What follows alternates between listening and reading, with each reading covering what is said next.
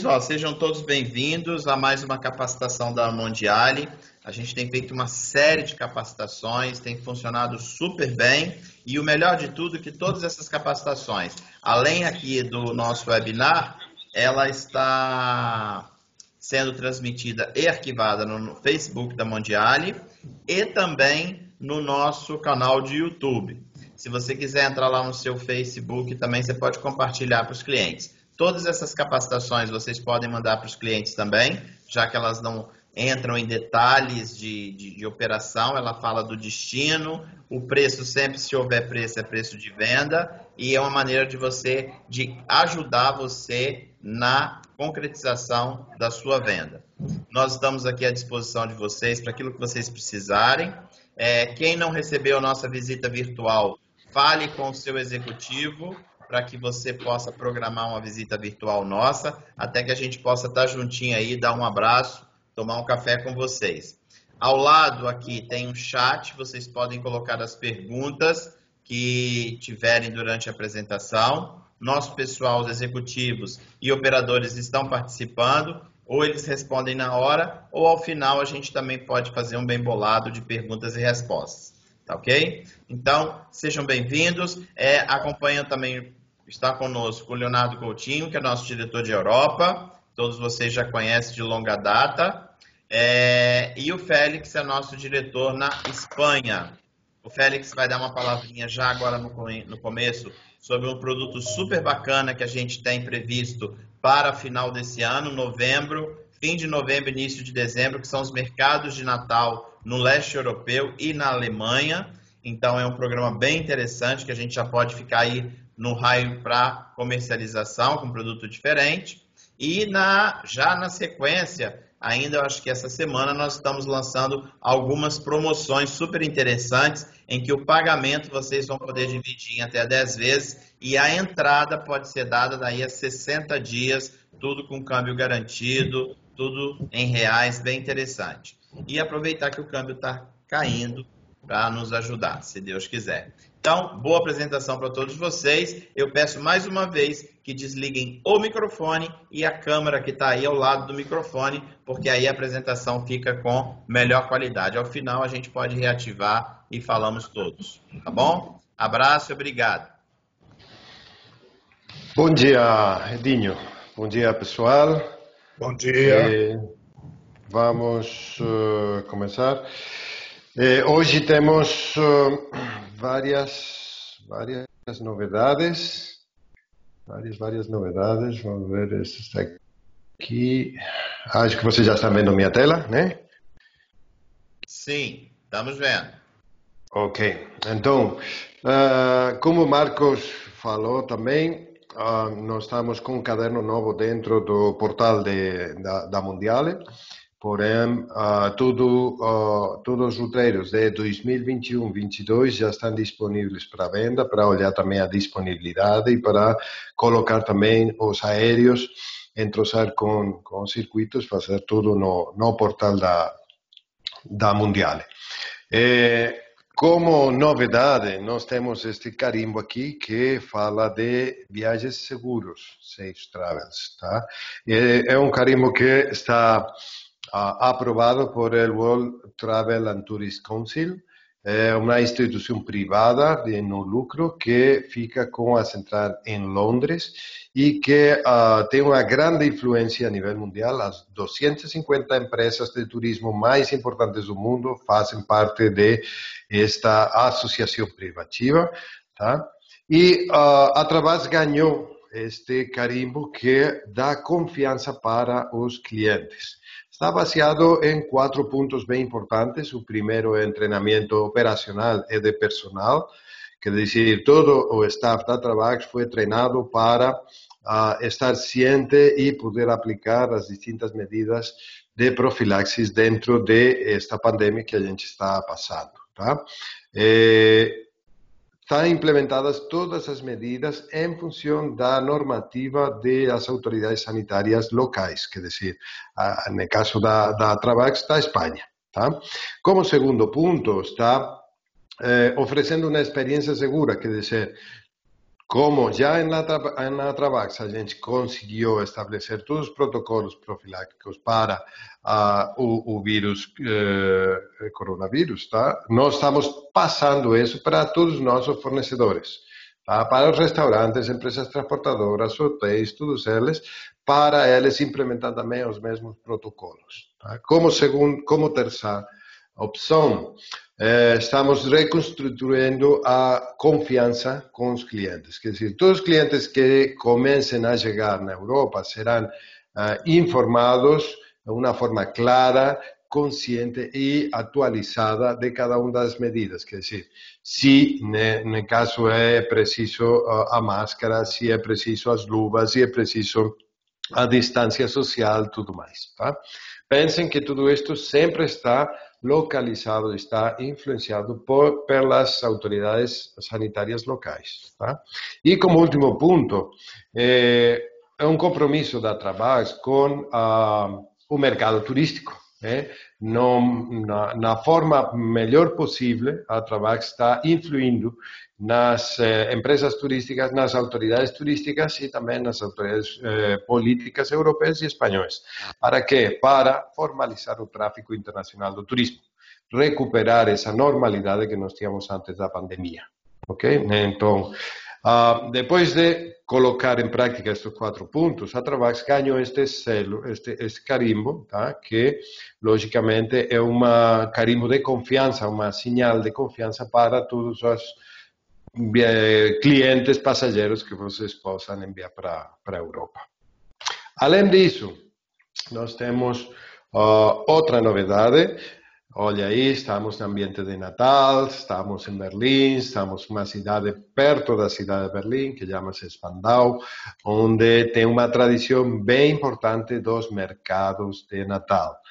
Na Travax, estamos largando um produto especial, diferenciado, novo, tá? Para conhecer uma parte diferente da Europa. Não somente as rutas turísticas, que também vamos visitar, logicamente, mas também este aspecto da vida normal, a vida cotidiana dos locais. O roteiro está basado na Alemanha e os países do leste europeu, começando em Berlim. A gente terá também possibilidade de visitar o mercado de Natal da Praça Velha, em Praga, e vejam que não somente ir para compras, sino também para tomar o vinho quente, para comer os dulces típicos, para comer aquela comida típica de Natal em cada uma das cidades.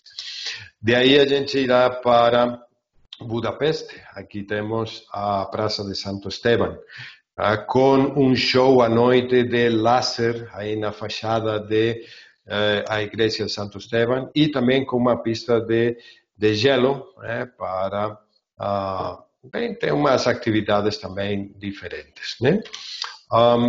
Em Viena, na praça da prefeitura, Rathausplatz é um dos mercados também importantes.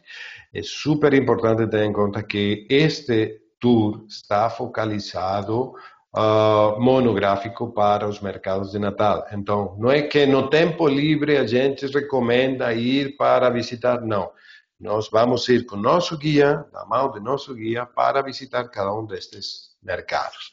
Salzburgo, uma das cidades velhas do roteiro, e o mercado de Natal em um ambiente também muito especial. Esta praça aqui em frente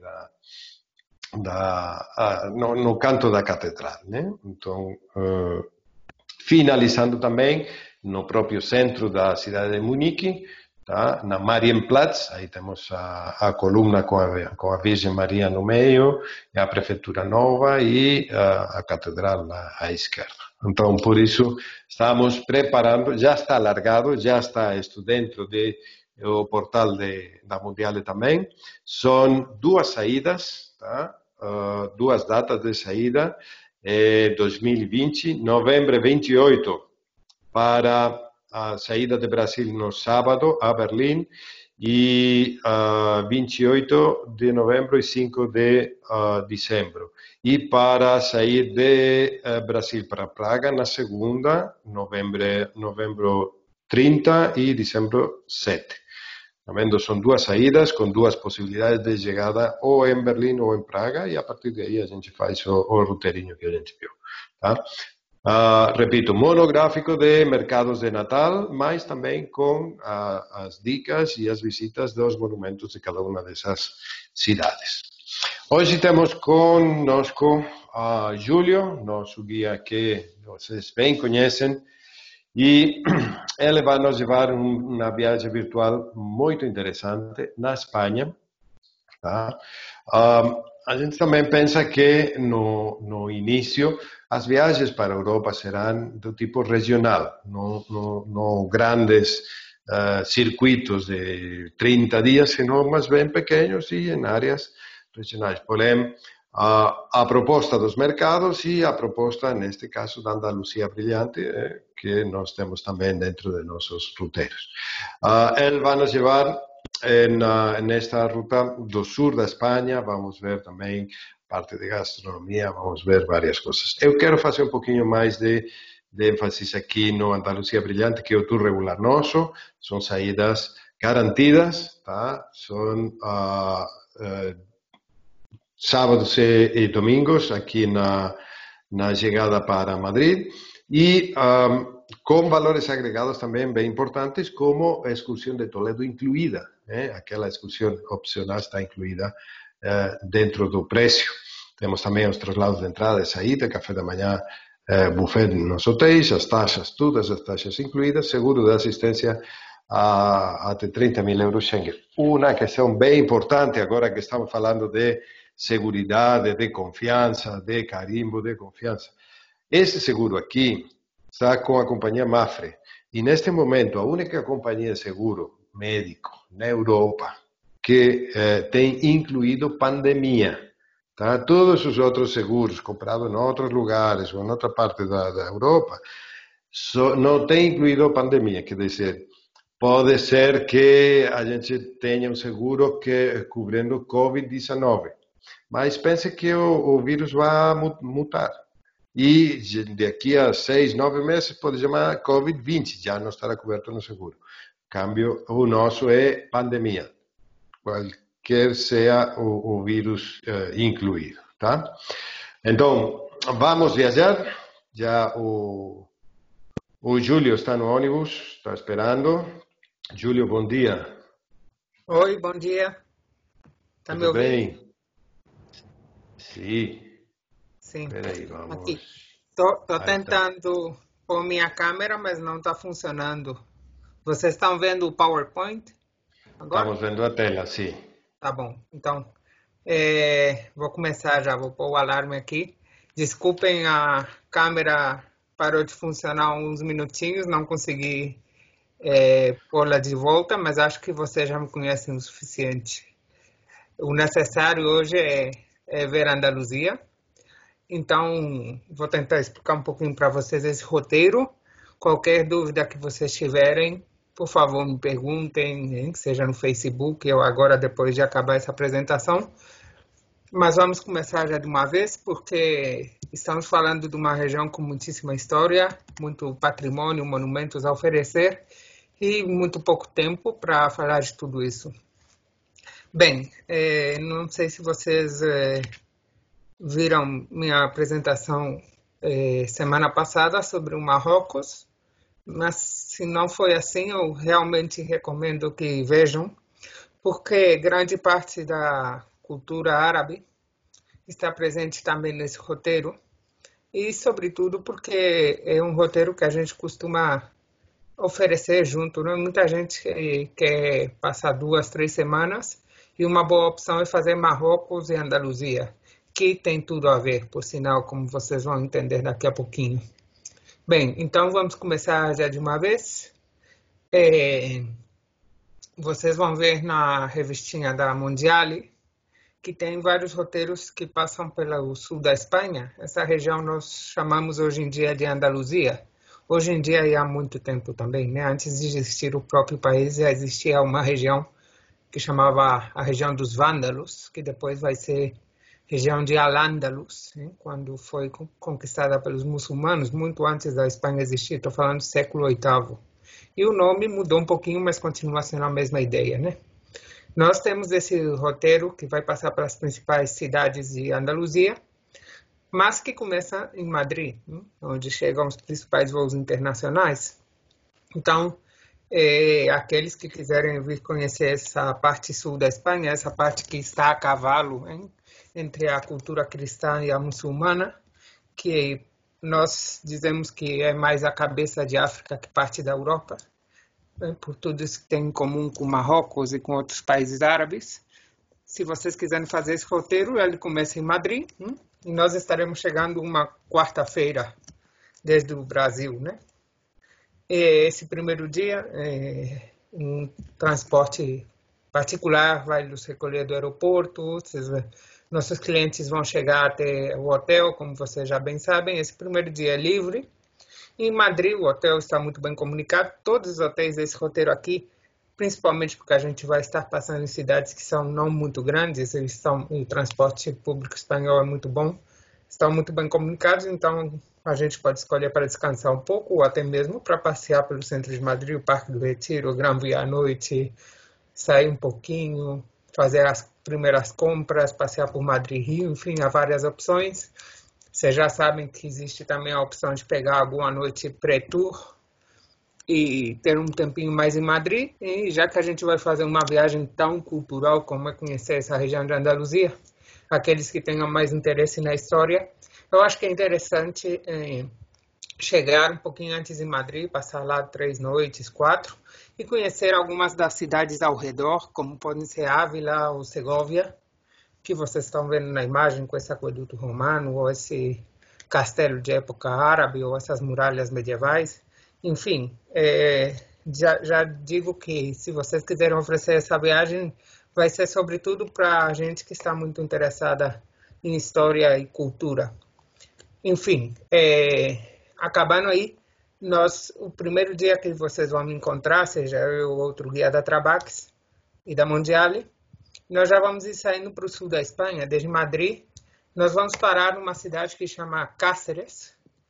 Eu sei que tem algumas pessoas no Brasil com esse sobrenome, mas não é uma cidade muito conhecida. Eu acho que uma das coisas legais que o nosso roteiro tem, esse roteiro de Andaluzia Brilhante, é que ele para nessa cidade aqui, que nós a chamamos na Espanha do nosso segredo oculto.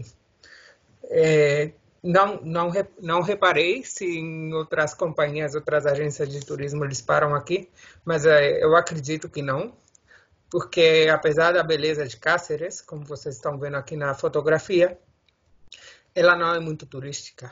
É uma cidade medieval, estou falando mais ou menos século XIII, toda feita em pedra, cheia de palácios, igrejas, e com sua própria muralha intacta, hein? A cidade de Cáceres foi perdendo importância ao longo do tempo, foi importante em tempo romano, também na época medieval, mas desde então perdeu bastante da importância que tinha, como cidade que ficava numa grande estrada, por assim dizer, que se chama Via da Prata. E como perdeu toda essa importância, hoje em dia é uma pequena cidade que não chega a 100 mil habitantes, mas a parte boa é que ela ficou congelada no tempo. Então, é realmente um privilégio, eu acho, um sonho, começar nossa viagem passeando por essas ruas aqui, quase todas de pedestres, feitas com pedras, ruínas pequenas, mais de 100 igrejas, a muralha completa, ainda em perfeito estado de conservação, enfim. E também uma gastronomia única, hein? E já tem muito a ver com a gastronomia andaluza, até que eu falarei depois, mas que o que se destaca por cima de tudo é a carne de porco. Enfim, depois de passar aqui uma boa parte da manhã e da tarde, nós vamos continuar já o caminho e já ir chegando para Andaluzia, assim, através dessa Via da Prata. Eu falei, é uma das estradas mais antigas do mundo, é de época romana, e a gente no caminho vai ver coisas tão impressionantes como esse ponte romano da cidade de Mérida. A gente vai passar por fora da cidade de Mérida, que foi capital de Lusitânia, hein? Na época romana. Vamos ver todos esses campos de oliveiras, inclusive esse campo onde os porcos, que depois vão ser a matéria-prima de nosso produto gastronômico mais famoso, eles estão lá tranquilamente comendo. Isso tudo a gente vê ao longo da estrada, até mesmo chegar em Andaluzia. Olhem, nesse mapa aí está representado o meu país, Espanha, com suas 17 regiões ou comunidades autônomas. E o roteiro que eu estou apresentando para vocês hoje é Andaluzia Brilhante, e a gente vai tentar passar nos principais pontos da região. Ocupa todo o sul da Espanha, é mais ou menos uns 20% do território, também da população, a segunda região espanhola em tamanho. Está dividida em 8 províncias, 8 pequenas regiões. Sevilha, Córdoba e Jaén, no interior, e já fazendo fronteira com o mar Mediterrâneo, Huelva, Cádiz, Málaga, Almeria e Granada. São essas 8 províncias. Então, a gente já está com esse mapa na cabeça, é importante lembrá-lo. Foi a via de entrada no século VIII dos povos muçulmanos, que, se alguém já sabe, eles passaram até o século XV na Espanha, então deram, sobretudo ao sul da Espanha, sobretudo a Andaluzia, essa mistura de culturas e esse grande patrimônio que ainda é interessante observar hoje em dia. Mas, sobretudo, tem uma coisa que caracteriza a Andaluzia, é seu povo. Se tem algo pelo que vale a pena realmente visitá-lo, é o povo especialmente acolhedor, aberto, simpático, divertidíssimo, que até tem um próprio jeito de falar. Eu diria que são algo assim como os mineiros da Espanha. Tem um sotaque próprio, as danças próprias, uma gastronomia única.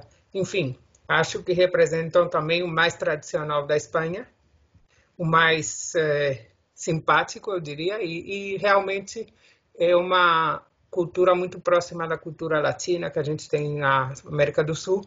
Então, acho que o brasileiro vai se sentir especialmente confortável viajando por aqui. Mas a gente tem essa ideia dos andaluzes como muito simpáticos, que sempre estão fazendo piada.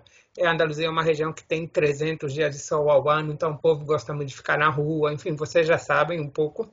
Mas que se saibam também que a Andaluzia é nossa capital cultural. Os grandes espanhóis, como alguns que vocês estão vendo, alguns imperadores romanos como Adriano ou Trajano, alguns grandes poetas e escritores como Maria Zambrano, Rafael Alberti, Becker, mas até pessoas da atualidade, como Antônio Bandeiras, nosso ator internacional, ou o presidente Felipe Gonçalves, a maior parte dos toureiros, que é essa cultura da tauromáquia dos touros que a gente tem na Espanha, eles são andaluzes. E decidi por aqui os principais, os que mais internacionais são, ou pelo menos os que mais influência têm no mundo. Entre eles, o Pablo Picasso, aposto que já ouviram falar desse pintor, mas também Velázquez, que é o que pintou as meninas. Eu pus aí o quadro de Las Meninas, que vocês podem ver em Madrid. Ele aparece no próprio quadro. 2 dos nossos 7 prêmios Nobel de literatura são andaluzes também. Vicente Aleixandre, abaixo à esquerda. Juan Ramón Jiménez, abaixo à direita, e outros grandes poetas e escritores, os 2 mais famosos da Espanha. Alguém gosta de literatura, já ouviu falar de António Machado e Federico García Lorca, começo do século XX. Só para vocês terem uma ideia de que quando eu, a continuação, falarei da cultura e dessa mistura de sociedades e todo esse patrimônio que a Andaluzia tem, não é à toa, ela foi centro cultural da Espanha durante muito tempo, inclusive quando era muçulmana. É por isso, por exemplo, que os números árabes que a gente usa hoje, 1, 2, 3, essa forma de escrever os números, chegou ao Ocidente através de Andaluzia. Grandes mestres da medicina, geografia, história e até tradutores de filósofos clássicos eram todos andaluzes da época muçulmana. Enfim, tudo isso chegou até nossos dias e hoje quem viaja a Andaluzia é provável que, independentemente da época do ano que vai viajar, seja inverno, final do inverno com carnaval, ou a primavera com a chegada da Feira de Abril e as procissões de Semana Santa, ou chegando o verão, os pátios andaluzes cheios de flores e totalmente cuidados, como vocês estão vendo acima à direita, sempre tem um grande evento cultural e realmente como eu disse, é uma região que eu recomendo visitar por aqueles que têm interesse pela história. Se alguém quiser ficar mais tempo do que o nosso roteiro, ainda poderiam ficar, por exemplo, uma semana a mais em Sevilha, que saibam que nunca acaba a história, o patrimônio, podem visitar cidades como Córdoba, para conhecer a Mesquita, a cidade de Úbeda, em Jaén, a cidade de Cádiz, com seus carnavais, que estão ao longo do ano disponíveis. É só dizer, hein? A gente pode viajar em Andaluzia ao longo de todo o ano, mas eu recomendo evitar julho e agosto para aqueles que têm mais medo de passar muito calor, porque realmente é uma região também muito calorosa em todos os sentidos, também nesse. Mas nesse roteiro que a gente vai fazer aqui, a gente vai passar por várias cidades, Sevilha, Ronda, Costa do Sol e Granada, e por também Toledo, que fica fora de Andaluzia. E vamos conhecer um pouquinho desse patrimônio. Eu vou tentar resumir para vocês o que caracteriza as principais cidades, mas realmente é uma coisa muito difícil de fazer, porque tem tanto a oferecer, tem palácios, jardins, praças de touros, catedrais, cidades patrimônio da humanidade, da Unesco, vilas inteiras como a Alhambra de Granada ou os Alcázares de Sevilha. Vou tentar fazer um resumo para vocês sentirem essa curiosidade. Mas para quem gosta também da natureza, acho que eles vão curtir essas viagens que nós fazemos de ônibus de uma cidade a outra. Realmente muitíssimo. Vamos ver esses povos, essas vilas brancas de Andaluzia feitas com roca calcária. Vamos ver no caminho também essa serra nevada, com serras permanentes ao longo de todo o ano na província de Granada. Vamos ver a Serra de Ronda, que depois eu falarei um pouquinho delas. Esses campos de oliveiras infinitos ao longo da Serra de Jaén, ou a Costa do Sol, que, como eu disse, são mais de 300 dias de sol ao ano e tem as melhores praias da Europa. Enfim, eu irei falando de tudo isso, igual eu estou falando para vocês, né, enquanto a gente vai chegando em Sevilha, que vai ser nossa primeira cidade visitada. E a gente vai chegar lá no fim da tarde, depois de visitar Cáceres, ter um bom tempinho, dormir uma boa siesta, conhecer a história e um pouquinho do patrimônio da Andaluzia. E chegaremos lá em Sevilha, onde vamos passar 2 noites no nosso roteiro. Sevilha é a capital de Andaluzia, fica na parte ocidental. Tem 700 mil habitantes, mais ou menos. E aqui vocês têm um plano geral da cidade, que apesar de ser uma cidade que não é muito grande, sobretudo para vocês brasileiros, tem o centro histórico maior da Espanha, maior inclusive que de várias cidades da Europa, como Paris ou Londres, porque tem uma natureza medieval e é tudo protegido pela Unesco. E aqui vocês vão descobrir uma cidade encantadora, aberta e sempre cheia de atividades. Essa primeira noite nós teremos o jantar incluso no hotel, aqueles que pegaram o Europack, que realmente eu recomendo. São 5 refeições, mais uma visita por $155. Realmente vale muito a pena aqui, porque nos nossos almoços e tal, a gente vai provar o melhor da gastronomia local. Depois eu falarei um pouquinho mais dela. Mas chegando já em Sevilha, é bom descobrir isso. E essa primeira noite, ou a de amanhã, porque já disse que são 2 noites em Sevilha, vocês podem fazer várias atividades. Essa cidade está aberta até de madrugada. Mas uma coisa que eu recomendo sempre para se aproximar já da cultura andaluza é um espetáculo musical. A música andaluza mais internacional, mas não a única, é o flamenco. Tem 3 modalidades flamenco. A gente fala o cante, o toque, é a guitarra, né? O toque e o baile. E em qualquer espetáculo que tem na cidade de Sevilha, o povo vai poder curtir verdadeiros artistas com esses trajes tradicionais que vocês estão vendo aí, uma explicação detalhada de como é o flamenco, que acho que a música em si é um bom resumo dessa região, que é uma mistura de culturas, cultura cristã, mas também cultura muçulmana e judia, e a partir do século XVIII, a influência do povo cigano.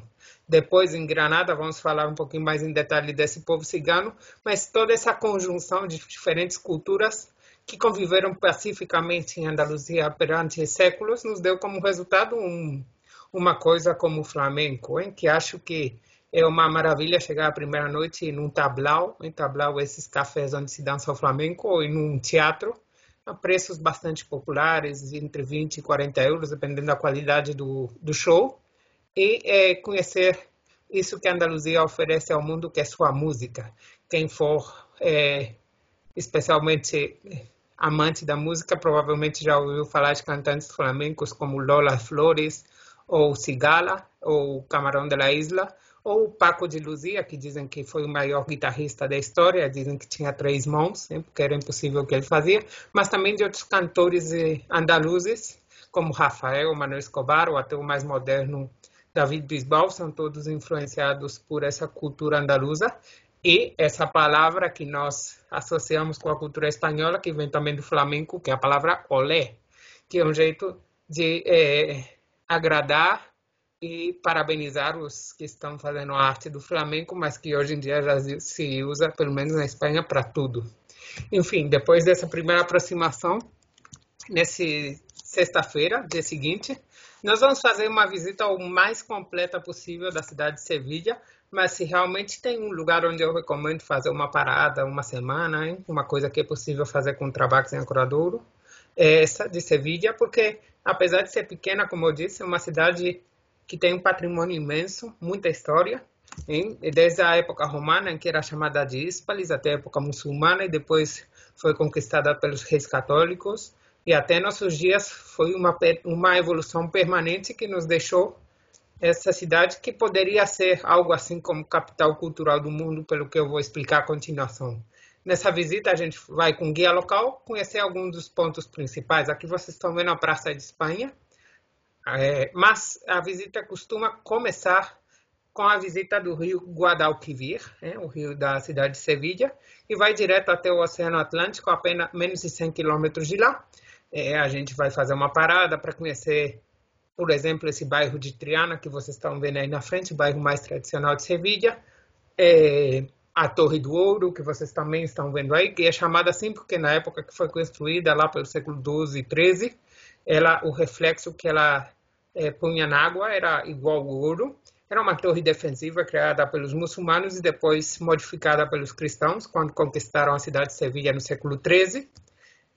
Vamos conhecer outros pontos interessantes. Eu já disse essa cultura de touros, de tourada. Eu pessoalmente não gosto de tourada, mas é um elemento característico da cultura andaluza e espanhola, com a Praça de Touros da Maestrança de Sevilha, a segunda ou terceira, dependendo de quem faz o ranking, importância da Espanha, essa ponte de Triana, ou ponte de Isabel II, esses vários palácios que tem ao redor da cidade de Sevilha, a maioria deles do século XVIII e XIX, estilo barroco, neoclássico.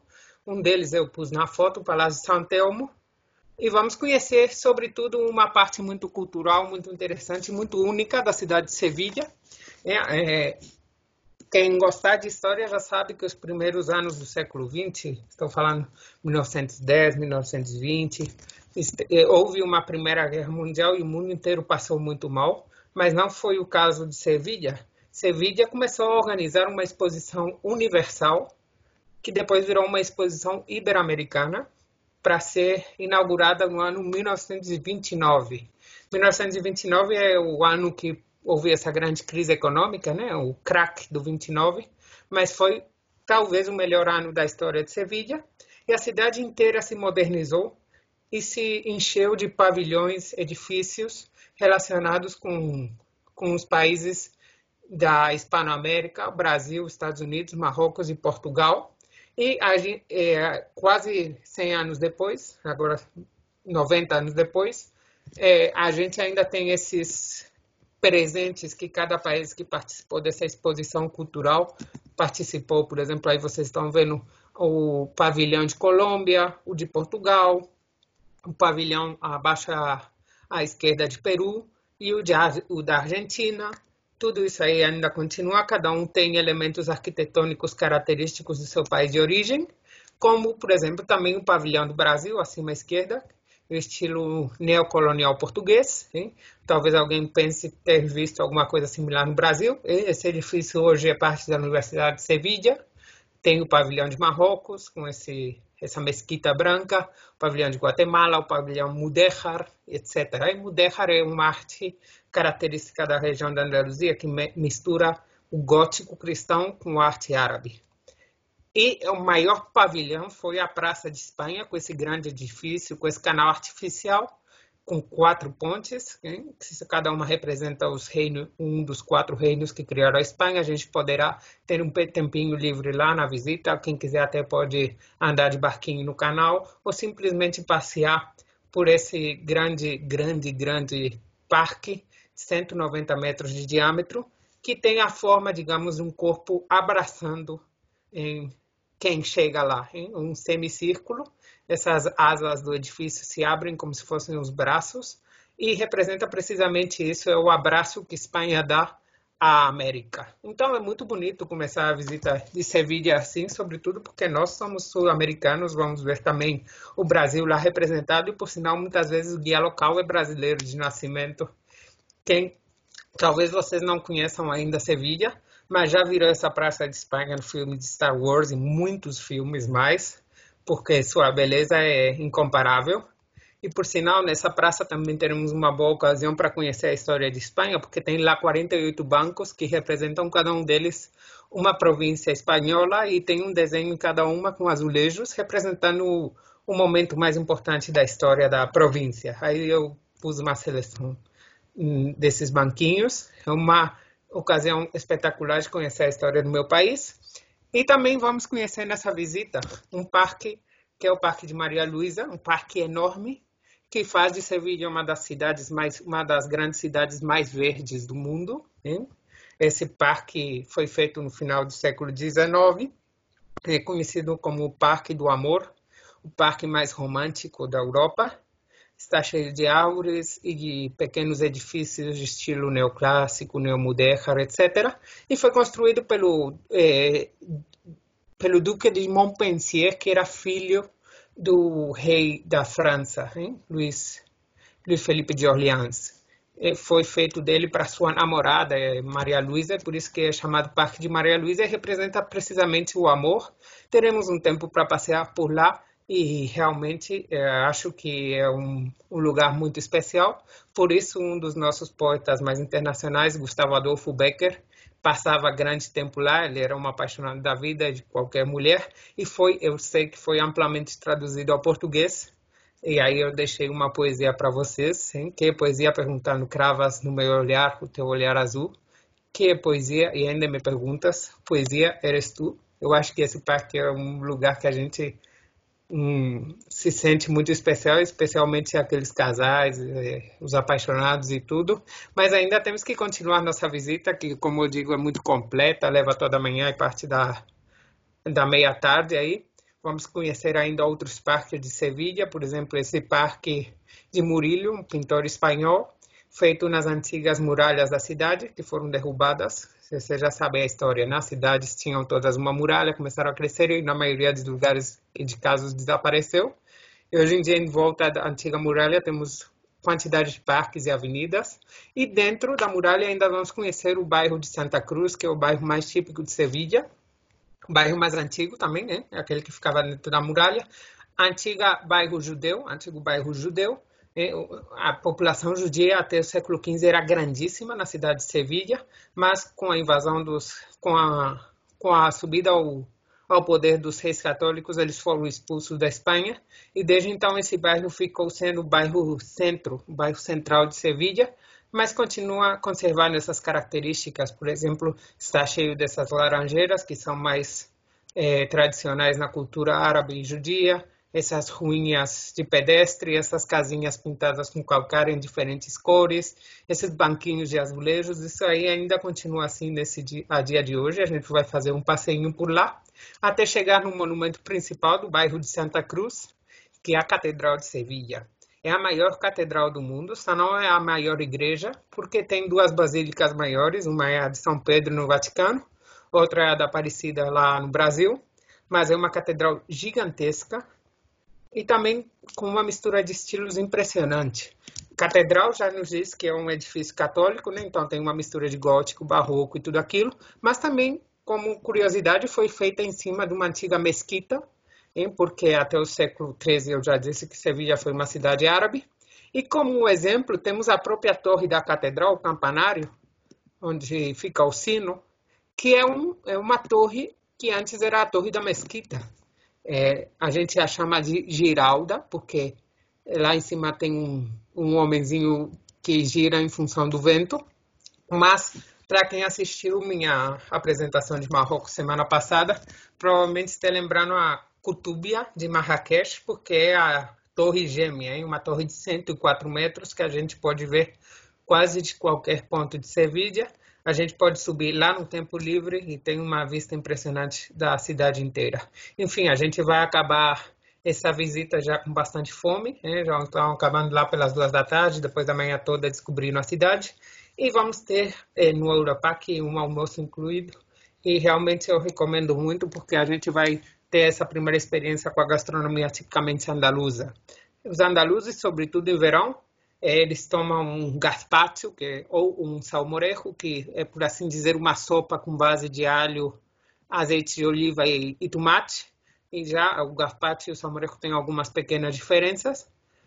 Ou o alho branco, ajo branco, que é feito com alho e frutos secos, né, ou amêndoas e tudo isso. E são sempre um primeiro prato muito típico e muito refrescante para combater o calor. Esse é o jeito de começar qualquer refeição. São sopas que se servem geralmente frias. Talvez alguém não esteja gostando muito da ideia, mas realmente tem que experimentar, porque é uma coisa única. E aí o almoço continua com outros pratos típicos da gastronomia espanhola e andaluza, seja carne de boi, hein? Geralmente esse boi que se usa na torrada, depois é cozinhado. A parte do boi mais suculenta, que o povo mais gosta, é o rabo. Tem a tortilha espanhola de batata, o peixe frito, que aqui chamamos de cação en adobo, as migas, que são feitas à base de pão e carne de porco. Eu diria que é uma farofa com linguiça à la espanhola. E, sobretudo, os demais, temos o jamón, que é essa perna de porco, mas não é qualquer porco. Para ter categoria de jamón ibérico, tem que ser um porco de raça ibérica, que é criado, sobretudo, na Andaluzia e na região também de Extremadura. E essa perna não é cozinhada, hein, mas é deixada curar. Né? Por isso que a gente fala de jamón curado, porque ele fica pendurado 1 ou 2 anos num espaço e vai se cozinhando pouco a pouco. Antigamente se fazia no sol, né? No Brasil também existe carne de sol, mas realmente eu acho que isso é um prato único que vocês têm que experimentar sim ou sim quando vierem para a Andaluzia, porque os melhores jamones, que a gente chama assim, são dessa região. Seja Tréveles ou Jabugo, tem várias cidades onde tem denominação de origem. Os doces andaluzes, todos feitos na base de açúcar e azeite de oliva, também são super conhecidos. Acho que o mais internacional, depois das rosquinhas, é o churros com chocolate. Uma boa ocasião para experimentar, seja como café da manhã, que na maioria dos nossos hotéis, nesse roteiro da Andaluzia tem, ou de merenda.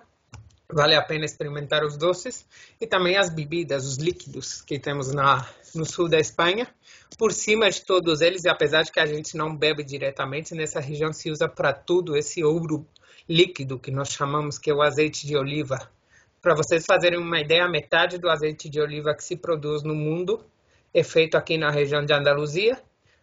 Quase o tempo inteiro que a gente for viajar, a gente vai estar vendo campos de oliveiras para cá e para lá. E a gente vai explicar todo o processo de elaboração e tudo aquilo.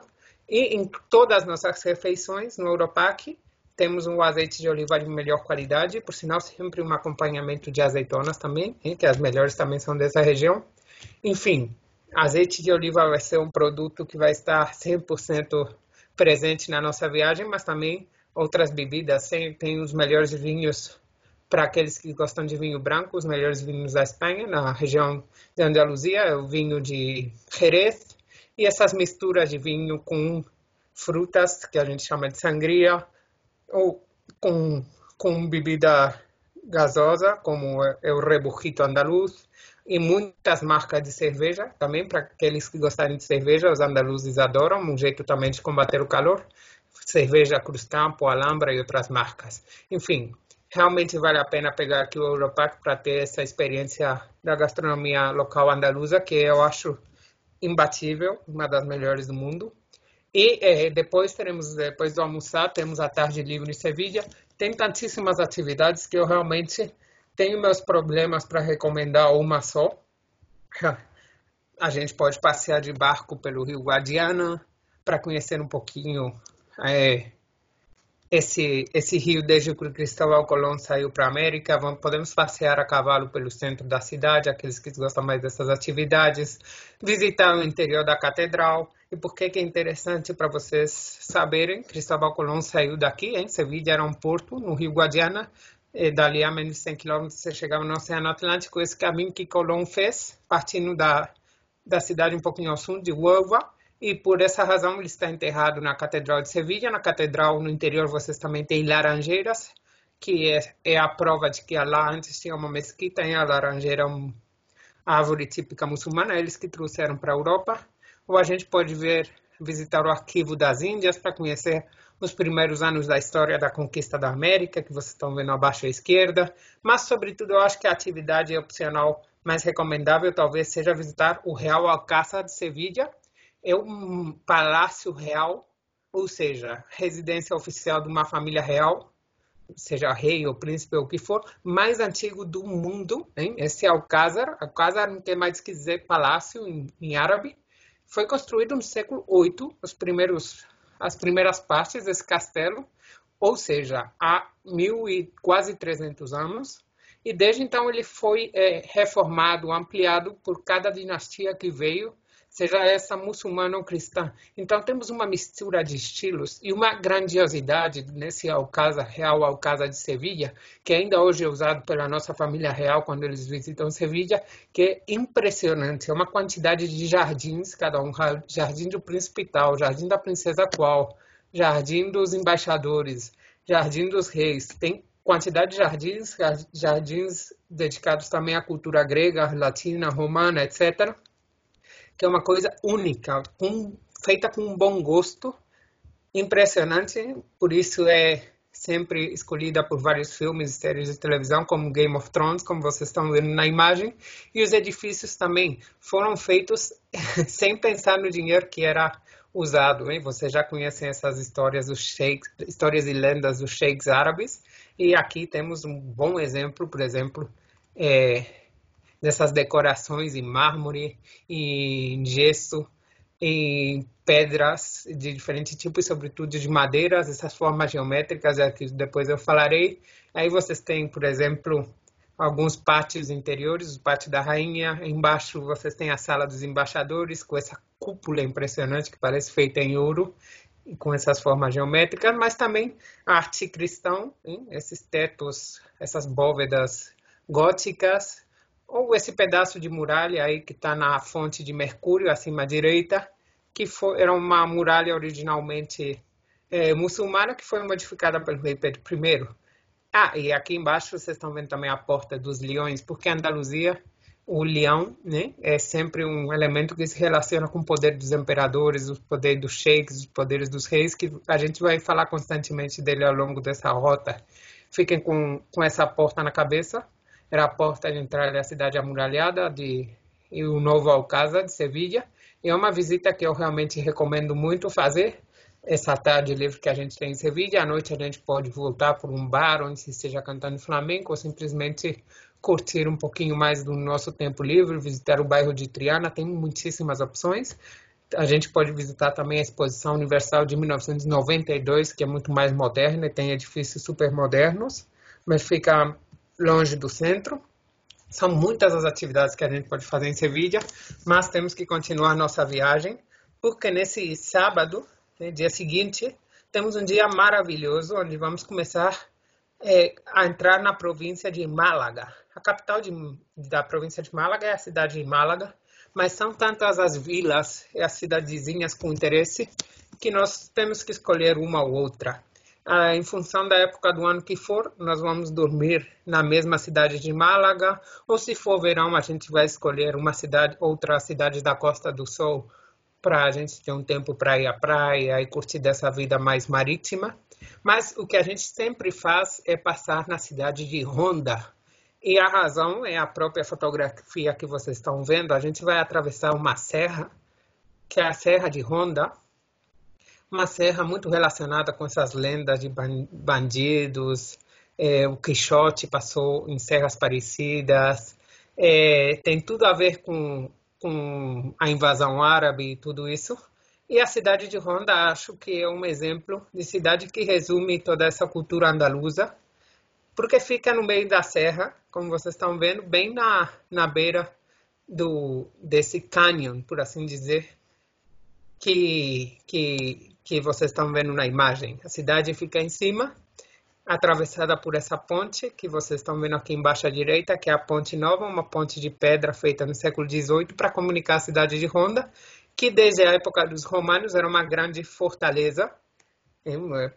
É fácil de entender porquê, né? Onde está a ubicação, no meio dessa serra, em cima, no topo, é quase impossível de conquistar. E, de fato, foi muito difícil para os cristãos conquistar essa cidade dos muçulmanos.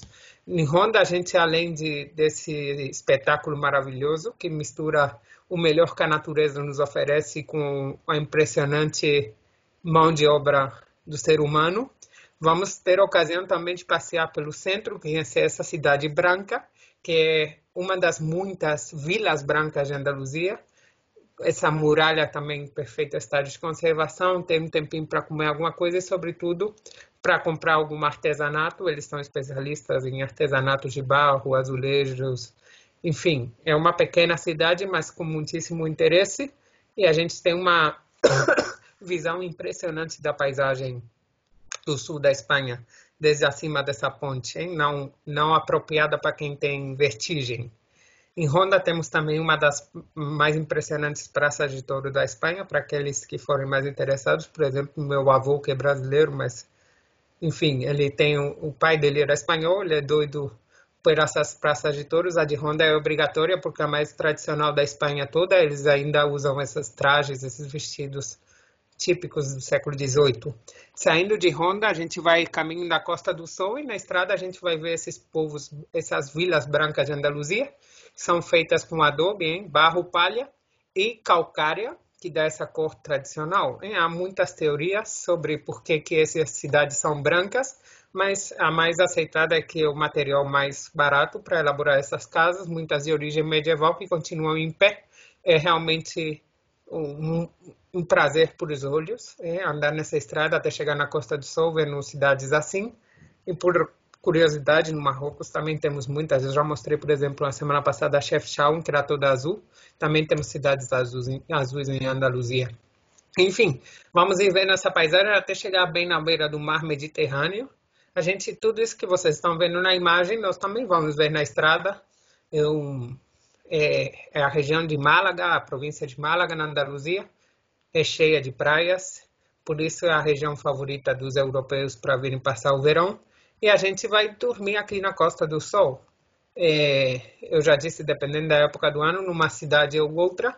Por exemplo, uma época do ano, assim, primavera, a gente costuma ir em Marbella, que é a cidade do luxo na Espanha, com esse Porto Banús, com esses pequenos barcos, Ferraris, carrões e muito luxo. Ou podemos ir em Torremolinos, que é uma cidade que fica bem na beira da praia, com essas palmeiras, esses passeios marítimos. Em Mijas, com essas casinhas brancas. Mijas é um povo branco de Andaluzia, que vocês estão vendo aí à direita. Enfim, qualquer uma das cidades da Costa do Sol é uma maravilha e todas têm um atrativo especial. Mas a principal delas é a própria capital, Málaga, uma cidade de uns 600 mil habitantes, que tem muito a oferecer também. Málaga, apesar de que é a segunda cidade mais antiga da Espanha, foi fundada lá pelo ano 800 a.C. pelos fenícios, quer dizer, mais antiga que a própria Roma. Hoje em dia é uma cidade muito moderna, sobretudo pela construção de Porto de Málaga, que virou um dos principais portos da Europa, e a chegada do turismo internacional, que todo mundo na Europa, seja ingleses, alemães, todos esses que não têm muitas horas de sol ao ano, querem vir aqui porque isso é garantia de bom tempo, de sol e de conforto e de belezas naturais e belezas também urbanísticas. Na cidade de Málaga, a gente vai passar essa noite e tem tanto patrimônio a oferecer, seja esse passeio do parque à direita ou à esquerda, o porto, que a gente chama de Muedeum, ou simplesmente as visões que a gente tem desde a colina de Málaga, o Gibra, o faro, que chama, esse antigo palácio árabe. A gente vai contemplar o mar Mediterrâneo, às vezes num dia clarinho a gente vê até Marrocos, do outro lado do mar, ou aqueles que estiverem mais interessados na cultura, Málaga é a cidade onde nasceu Pablo Picasso, e a gente pode visitar a Casa de Picasso, o Museu Picasso, passar uma tarde maravilhosa em Málaga, que tem, dizem, o melhor peixe que se come na Espanha, o pescadito frito, que a gente chama, ou esses espetinhos de sardinha, que a gente fala de boquerón em Espanha, hein? Quando vocês vierem para cá, vai dar para entender, porque isso requer uma explicação mais longa. Mas Málaga tem também, dizem, a rua mais luxuosa de todo o sul da Espanha, a Rua Larios. É mais cara que a rua mais cara de Barcelona, para vocês fazerem uma ideia. E olhem o bom estado de conservação dessas casas do século XIX. E sempre uma cidade também pensada para o pedestre, hein? Pensada para ser conhecida a pé. Temos a Catedral de Málaga, de estilo renascentista.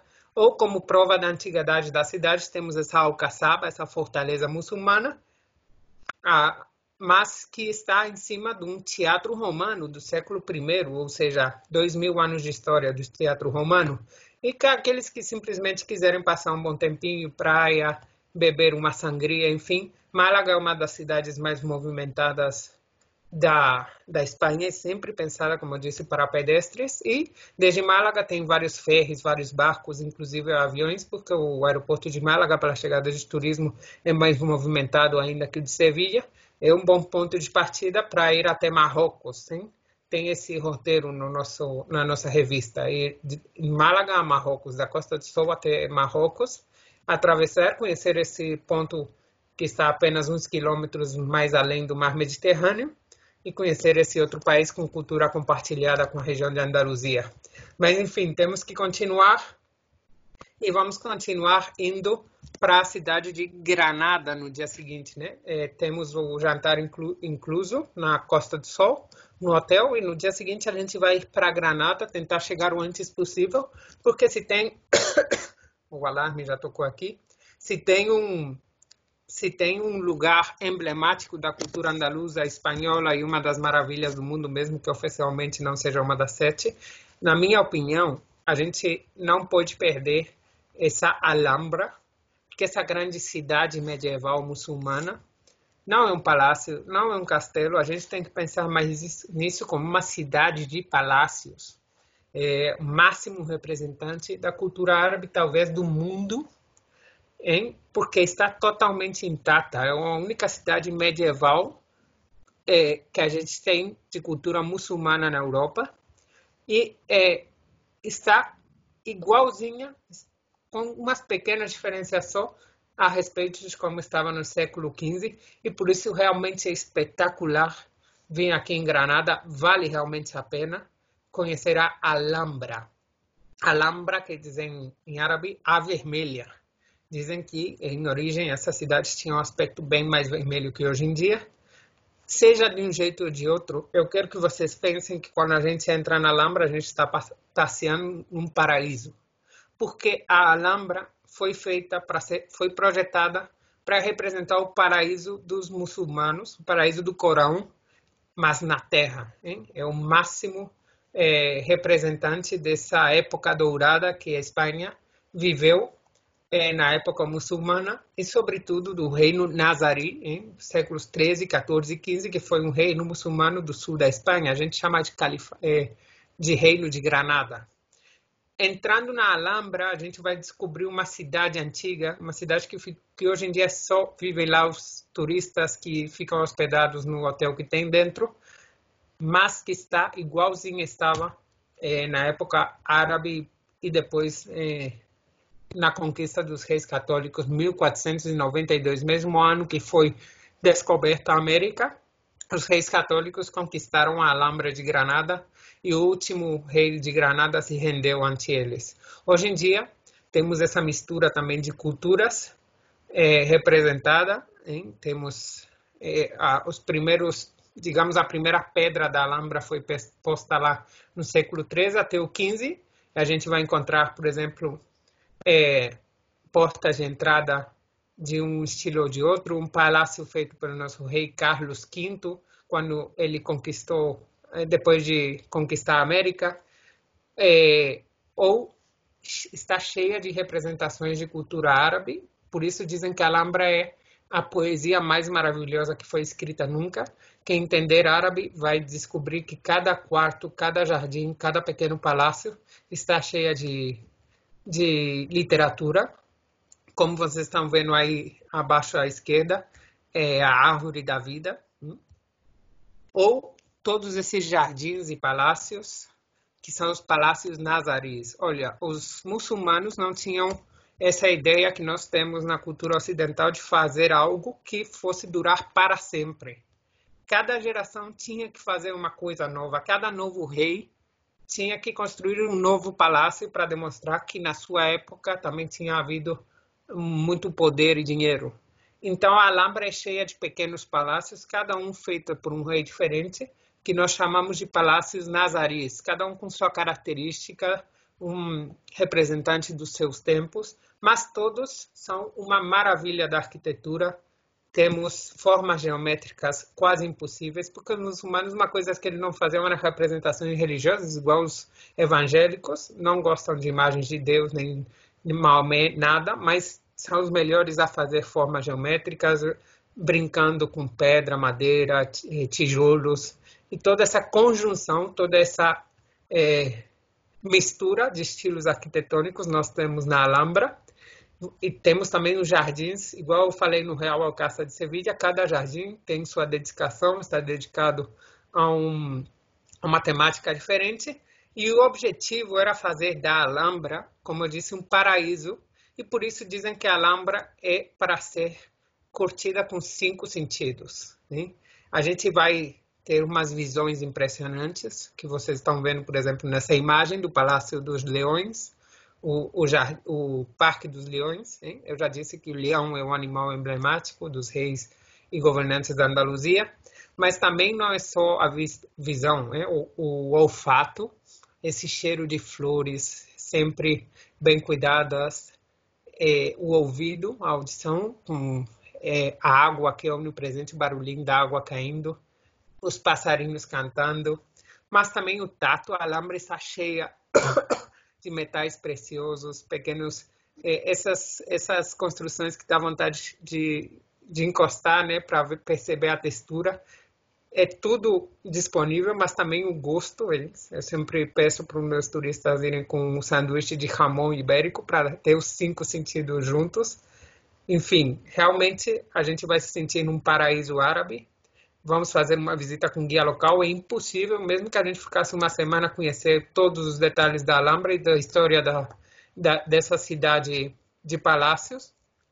Mas a gente vai tentar entrar no máximo no máximo de quartos possíveis, admirar essa arquitetura especial e também ver esses jogos que eles fazem com as matemáticas, com o sol, né? Dependendo da hora que a gente for, a gente vai ver um quarto iluminado de um jeito ou de outro, o ouro vai refletir em todos os lugares, enfim. Ficou isso para nós e realmente eu acho que deveria ser uma das maravilhas do mundo. A gente vai conhecer também uma pequena mansão que tinha lá, que é o maior vestígio que nós temos de como viviam os ricos na época muçulmana, que é o Palácio do Generalife, hein, que era feito para ser uma vila com jardins e um horto. E por curiosidade, na Alhambra viviam não só esses governantes, mas também os que os serviam, e é projetada para eles nunca passarem pelo mesmo lugar, então é cheia de pequenos caminhos, labirintos e outros lugares que a gente vai curtir passeando, se perdendo um pouquinho por aí. Depois eu vou contar a história de como se perdeu a Granada, como os muçulmanos perderam Granada, mas que saibam que a cidade de Granada tem mais coisas, não só a Alhambra, tem um centro histórico sempre muito movimentado, como qualquer cidade, cultura latina, vive na rua, o sol sempre nos acompanhando. A cidade de Granada tem uma grande universidade, uma das maiores da Europa, tem essa catedral, tem a Capela Real, onde estão enterrados os reis católicos, mas realmente o que vale a pena é o conjunto monumental da Alhambra. Eu estou mostrando agora uma foto do miradouro de São Nicolás. Disse o presidente americano Bill Clinton que ele nunca viu uma coisa tão maravilhosa como um atardecer aqui. E foi ainda hoje acho que os muçulmanos se lamentam de ter perdido isso no final de 1492, como eu disse. O último rei, que é quem entregou as chaves da cidade aos reis católicos, chamava Boabdil, o último rei muçulmano. Ele perdeu a cidade e ele chegou nesse miradouro chorando. E a mãe dele disse essa famosa frase de chora como mulher o que não soubeste defender como homem. Mas diz um amigo meu que a mãe provavelmente não falaria nunca uma coisa dessas. Provavelmente tenha sido a sogra. Enfim, depois a gente ainda à noite, depois o jantar está incluso no Europac, para conhecer também a gastronomia de Granada, muito relacionada com as tapas, que são esses petiscos que acompanham essas bebidas. É uma boa chance de continuar conhecendo Granada à noite, esses bairros ainda muçulmanos, como o bairro de Sacromonte ou o bairro de Albaicín. São bairros tipicamente muçulmanos, hoje povoados sobretudo pelos ciganos que foram chegando a partir do século XVII na Espanha e que nos deixam hoje em dia um legado cultural muito grande que a gente pode ver nessa excursão por esses bairros de Sacromonte, entrar numa dessas covas onde ainda hoje vivem famílias ciganas e eles sempre fazem um espetáculo musical, cantam e dançam flamenco para nós e realmente é um lugar muito especial. E é o melhor jeito de dizer adeus a essa região de Andaluzia, que espero que tenham gostado, porque no seguinte dia a gente já está saindo de lá. Vamos ir rumo a Madrid de novo, mas que saibam que no caminho a gente vai continuar curtindo um pouquinho de Andaluzia. Eu pus aqui meu poema favorito, que é o poema do mestre andaluz Antônio Machado. Caminhante, são teus passos o caminho e nada mais. Caminhante, não há caminho, faz-se caminho ao andar. Ao andar se faz caminho e ao voltar a vista atrás se vê a senda que nunca se voltará a pisar. Caminhante, não há caminho, mas suco de espuma ao mar. Enfim, a gente fez um caminho pela Andaluzia que realmente acho que vocês vão se sentir numa espécie de paraíso, um lugar incrível, inacreditável, essa mistura de de várias culturas que ainda permanece no sul da Espanha, mas temos que continuar o caminho e a gente vai atravessar toda a terra do Quixote, esse personagem universal de Miguel de Cervantes, e quem leu o livro provavelmente já reconhece essa paisagem que nós vamos ir atravessando. De vez em quando a gente vai ver inclusive esses moinhos de vento. Vamos ver muito campos de oliveiras ainda, conhecer um pouquinho mais da história do azeite de oliva. Vamos atravessar essa Serra Morena até chegar na Mancha, a terra do Quixote. Depois vamos ver muitas videiras, a maior região de vinhos da Espanha, a região de Valdepeñas. E vamos, inclusive, fazer uma paradinha num lugar que vai nos lembrar um pouquinho essas ventas, esses restaurantes onde o Quixote parava com Sancho Panza, e conhecer um pouquinho dessa história do nosso livro mais internacional, até chegar na cidade de Toledo, que é a capital da região de Castilla-La Mancha. Eu já falei para vocês de Toledo em outros roteiros, mas só para lembrar, esse dia que estamos indo para Madrid, como Toledo fica a caminho, a gente vai fazer uma parada lá, fazer uma visita local e para aqueles que tiverem o Europac, temos o almoço incluso, o restaurante é uma maravilha, a gente vai ver toda a cidade de Toledo, uma visão panorâmica enquanto almoçamos, um prato típico espanhol com bebida, sempre é paella normalmente, e depois vamos entrar na cidade histórica de Toledo, que fica numa colina e que é uma mistura perfeita entre essas três culturas, árabe, cristã e judia, e que foi capital da Espanha até o século XVI. Vamos caminhar por essas ruelas árabes, entrar na Catedral Católica, ver o Alcázar, que também é de origem árabe, entrar também numa sinagoga, das únicas três que restam na Espanha, entrar na Catedral, ver esse quadro que eu amo, que é o Enterro de Conde de Orgaz, do Greco. Enfim, acho que é uma visita bastante completa de Toledo, que todo mundo deveria amar, essa cidade das três culturas, onde foi feita também, é conhecida pelos seus trabalhos em metal, por exemplo, as espadas de nossos heróis nacionais, como o Cid Campeador, mas também espadas desses filmes como O Senhor dos Anéis foram feitas aqui em Toledo. O povo terá um tempo livre para comprar o que quiserem, estamos no fim da nossa viagem. E essa viagem de Andaluzia brilhante acaba também com uma visita da cidade de Madrid, que não por estar fora de Andaluzia, é independente dessa influência cultural que a região do sul da Espanha tem sobre todos nós. Muitas vezes, elementos tradicionais da cultura andaluza, como o jamón ou o flamenco, são confundidos pelos turistas e eles acham que isso aí é feito na Espanha toda. E Madrid tem muitos elementos da cultura andaluza também, hein? Nesse dia que a gente chega lá, no dia seguinte, vamos fazer uma visita local para conhecer a Porta do Sol, a Praça de Touros, que é de estilo neomudéjar, precisamente, se vocês estão vendo aí que parece mais bem um edifício embaixo à esquerda, um edifício árabe, do que um edifício cristão. Esse é o estilo mudéjar, esse estilo dos árabes que não foram expulsos da Espanha, foram obrigados a se converter ao cristianismo, mas continuavam sendo de cultura muçulmana. Vamos ver as 4 torres de Madrid, o Museu do Prado, as Torres Guio, a Porta de Alcalá. Olhem, para vocês verem como a cultura árabe, a cultura andaluza está conosco ainda. Alcalá e quase todas as palavras que começam com al em espanhol ou em português são de origem árabe. Eu já falei para vocês na ocasião de Marrocos a palavra almofada, por exemplo. Vamos ver o Palácio Real, que é de origem muçulmana também. Madrid é uma cidade fundada pelos árabes, chamava Maherit naquele então. Vamos ver a Catedral da Almudena. Almudena quer dizer cidade em árabe, Catedral da cidade. E com o Europark vamos conhecer também o estádio de futebol Santiago Bernabéu. Vamos entrar lá, ver a arena, ver todas essas troféus que nós ganhamos, não só no futebol, mas também basquete e outros esportes.